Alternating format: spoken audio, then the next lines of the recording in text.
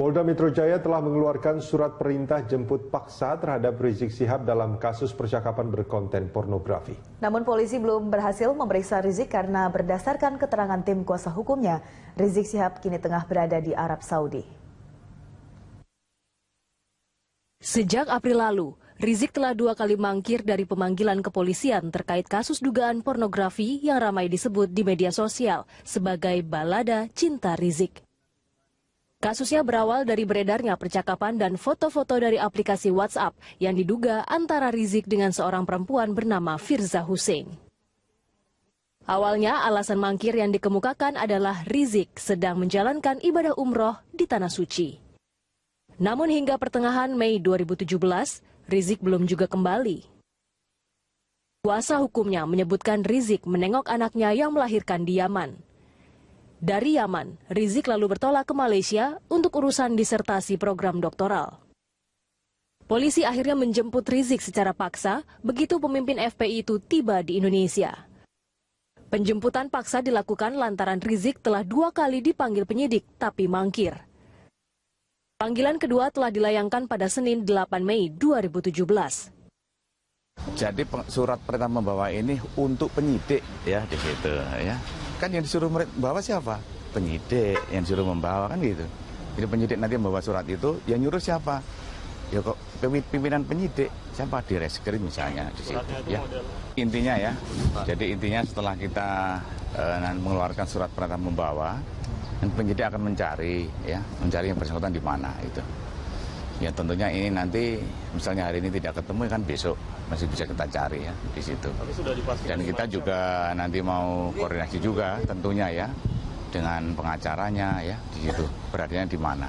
Jadi penyidik sudah memberikan ya artinya membawa nanti anggota penyidik yang menangani kasus inilah nanti akan mencari ya. Mencari di mana yang bersangkutan ada hari ini ya itu di situ. Dibawa ke Malaysia ya Pak? Ya nanti pastinya Pak. Jadi kita nanti masih koordinasi dengan pengacaranya ya. Nanti di mana yang bersangkutan. Kita cuma berharap untuk segera hadir ke pemanggilan itu. Sejauh ini, Rizik Syihab membantah terlibat kasus dugaan pornografi Firza Hussein. Perempuan yang berada di rekaman video itu telah mengkonfirmasi melalui kuasa hukumnya bahwa video yang beredar tersebut tidak benar dan hanya fitnah. Sementara itu, polisi menyebut baik Rizik maupun Firza diduga kuat terlibat kasus dugaan penyebaran konten pornografi. Hal itu berdasar hasil digital forensik rekaman perbincangan dari ponsel milik keduanya yang disita polisi. Menurut polisi, ada kemiripan suara dan lekuk tubuh Firza dalam konten aplikasi medsos itu. Tim Liputan Berita 1.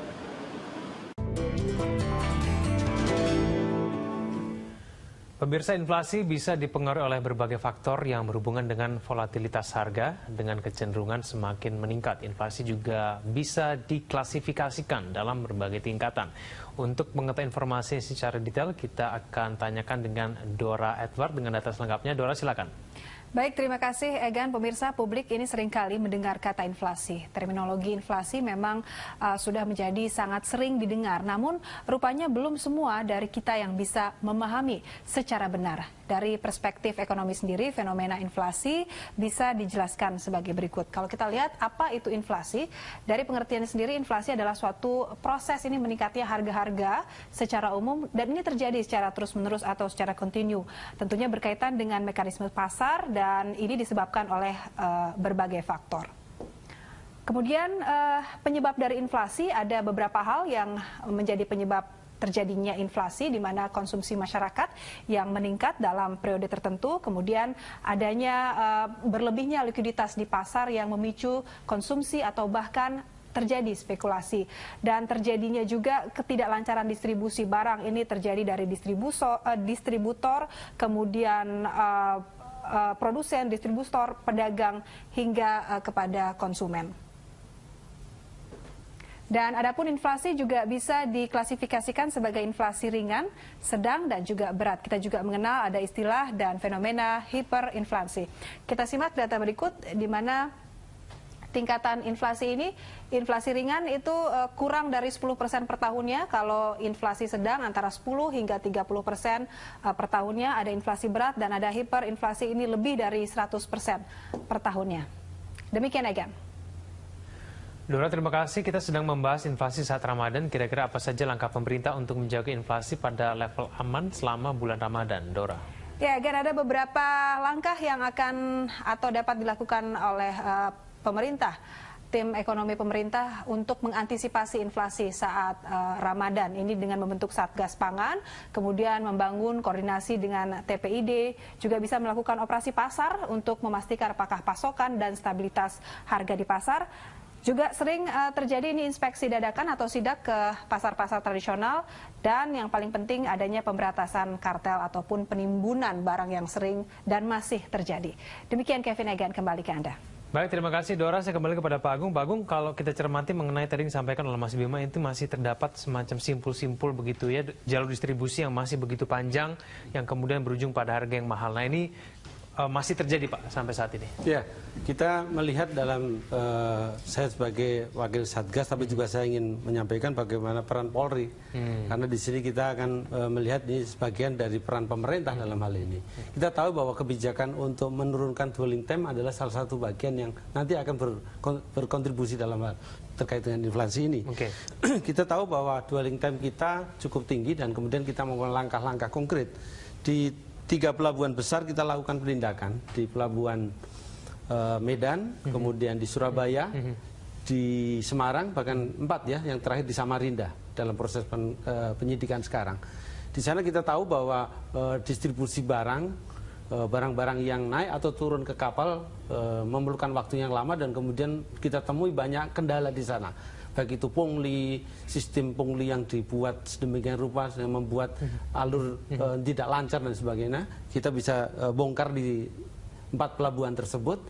Dan kemudian kita tahu bahwa kita membentuk Satgas Pangan yang ingin mengendalikan daripada supaya pangan tidak bergejolak harganya, terutama dalam distribusi. Kita lihat bahwa kita sudah melakukan penindakan sampai hari ini ada 70 kali penegakan hukum dengan 71 tersangka. Itu terkait dengan Satgas Pangan. Kemudian juga kita lakukan terkait dengan bagaimana peredaran uang, karena ini juga akan berkontribusi dengan ini. Kita dengan BI melakukan penegakan hukum di bidang terkait dengan uang palsu. Itu ada 151 selama 3 tahun terakhir ini tersangka yang kita tangkap, dan ada sekitar 299 tersangka yang kita amankan. Pak Agung, tapi kemajuan dalam menangkap para kartel maupun tersangka yang mulai dari tingkat petani hingga pedagang di pasar yang mungkin yang jauh sekali. Nah itu kemajuannya seperti apa Pak? Ini gimana menindak mereka ini supaya mereka tidak betul-betul memainkan harga? Ya, yang terakhir kita tangani 10 orang di pasar Induk Kramat Jati, yang orang ini berperan untuk meningkatkan harga. Jadi ketika truk bawang turun di Kramat Jati sampai ke Lapak itu harganya naik 9.000. Itu karena peran 10 orang ini. Dari setiap tahapan dia menambah kenaikan harga 1.000, 2.000, akhirnya di Lapak di Kramat Jati itu naik 9.000 dari parkiran sampai ke itu kita lakukan pembersihan. Itu salah satu konkretnya. Yang lain terkait dengan bagaimana tadi saya sampaikan distribusi dan rencana kita melakukan importasi bawang nih. Kita sudah datakan semuanya, siapa perusahaan yang mengimpor dan sejauh mana realisasinya dan disimpan di mana, didistribusikan kemana. Kita menemukan simpul-simpulnya ini dan kita akan melakukan penindakan kalau kemudian ada penimbunan. Seperti kemarin kita lihat di Merunda. Tapi memang kartel-kartel semacam itu Pak Agung, itu memang mereka jumlahnya banyak dan memang betul ada kesepakatan begitu ya Pak, antara kemudian kartel ini dengan para mungkin yang pertama mengambil dari tingkat petani, lalu mereka dengan secara sengaja menimbun, lalu membicarakan mengenai harga, ada terbukti seperti itu Pak? Indikasi itu kita terus buktikan. Dan kita terus temukan indikasi ke arah seperti itu. Dan kita temukan semuanya terkait dengan cabai. Cabai ini hanya dikelola oleh 7 orang untuk wilayah Jawa. Dan itu menentukan harga cabai secara nasional. Dan 7 orang ini kemarin kita 4 berkas perkara sudah kita kirim ke Kejaksaan. Memastikan bahwa betul permainan dari 7 orang inilah yang kemudian menentukan harga cabai sampai bulan Januari atau Maret kemarin sampai 160.000. Baik. Saya kembali ke Mas Bima. Mas Bima, kalau kita sekedar hanya menemukan tersangka, lalu kemudian menangkap mereka. Tim Satgas tampaknya akan terus melakukan seperti itu sepanjang tahun. Ini bagaimana sebetulnya cara apa yang paling efektif supaya kita bisa mempersingkat jalur distribusi antara dari para petani hingga pedagang pasar. Karena dua-duanya merasa sangat menderita karena petani mendapatkan katanya menjualnya dengan harga rendah, tapi di pasar juga mereka menjual terpaksa dengan harga yang mahal. Ini bagaimana, Mas Bima? Ya, jadi kalau kita bicara ya soal kartel, mafia pangan ya, ini saya pasti akan selalu mengutip peristiwa di tahun 2016 kemarin ketika KPPU menangkap misalkan 16 feedlotter sapi ya pada waktu itu ya. Kita prediksi harga sapi akan turun setelah itu, setelah adanya denda sampai miliaran rupiah. Tapi ternyata harga daging sapi itu sangat lambat turunnya, masih pada waktu itu Rp150.000 per kilogram, walaupun sudah ditangkap nih pelaku kartel ya. Jadi problemnya di mana? Kartel udah gede pada itu ya, importernya oke. Satu hal memang ada permainan tadi harga yang sudah disebutkan oleh Pak Agung tadi ya. Tapi di satu sisi sebenarnya untuk menangani masalah pangan ini kita kembalikan ke daerah. TPID ini memang kalau kita lihat kerjanya kebanyakan adalah setelah terjadi kenaikan harga baru dilaporkan. Artinya belum ada early warning system. Nah, yang ingin ditawarkan adalah kita contoh misalkan di Jawa Timur itu cukup bagus penanggulangan inflasi dan kenaikan harga. Ketika harga daging sapi meningkat sedikit saja, maka early warning sistemnya bekerja dan langsung mengontak misalkan Gubernur Nusa Tenggara Barat. Sehingga kita juga punya kapal-kapal untuk mengangkut sapi itu didatangkan dari Nusa Tenggara Barat ke Jawa Timur. Nah, kalau andaikan setiap daerah di Indonesia punya sistem seperti itu, koordinasi pasokan, maka inflasi saya kira tidak akan terjadi. Atau bahkan yang terjadi malah deflasi. Nah, ini yang selama ini kalau kita lihat tadi peran TPID, kemudian peran koordinator dengan daerah antar daerah ini belum berjalan sesuai dengan yang kita mau.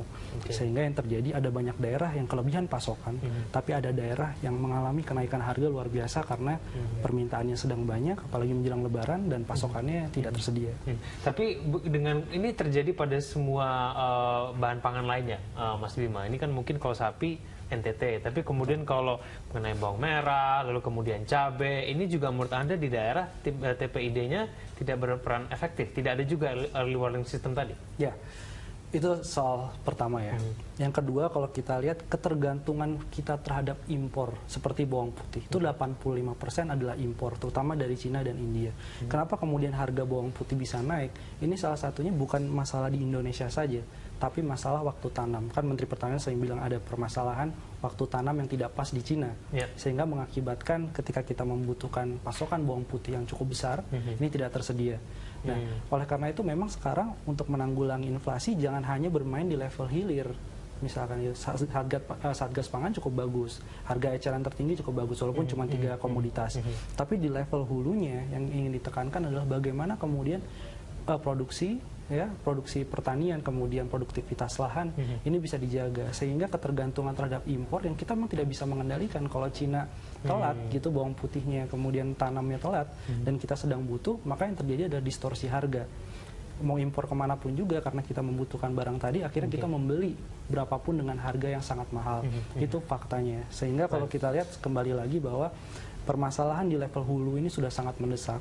Sehingga pemerintah juga harus punya perhatian bukan hanya pada waktu Lebaran, hilirnya yang diperbaiki, termasuk manajemen distribusinya tadi, tapi di level hulu memang produktivitas pangan kita harus terus dinaikkan. Baik, kita lanjutkan dulu kita di segmen selanjutnya, Mas Bima, pemirsa Ekonomi akan segera kembali.